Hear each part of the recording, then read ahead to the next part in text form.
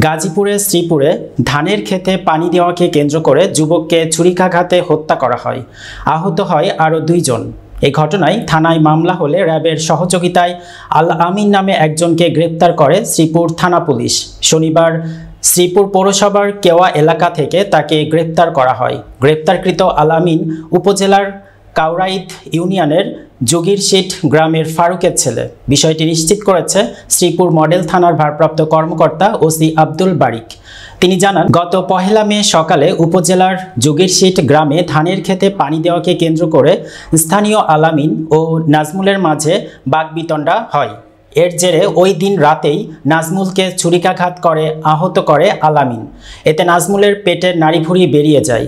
নাজমুলকে বাঁচাতে তার মা বাবা এগিয়ে গেলে তাদেরকেও ছুরিকাঘাতে আহত করে আল আমিন। এরপরই গুরুতর আহত অবস্থায় নাজমুল সহ আরও 2 জনকে উদ্ধার করে ময়মনসিংহ মেডিকেল কলেজ হাসপাতালে নেওয়া হয়। সেখানে 9 দিন পর চিকিৎসাধীন অবস্থায় নাজমুলের মৃত্যু হয়। তিনি আরও জানান, গ্রেপ্তারকৃত আল আমিন পুলিশের প্রাথমিক জিজ্ঞাসাবাদে হত্যার সাথে জড়িত থাকার কথা স্বীকার করেন।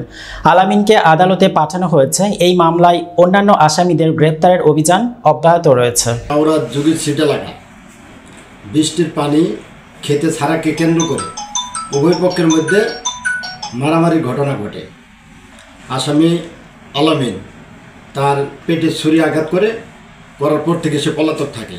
গতকাল তাকে কেওয়া এলাকা থেকে র্যাবের সহযোগিতা রাত 9 ঘটিকায় গ্রেপ্তার করা হয়। আমরা জিজ্ঞাসাবাদ করার কালে তিনি সে হত্যাকাণ্ডের সাথে জড়িত রয়েছে বলে স্বীকার করেছে। ঠিক আছে।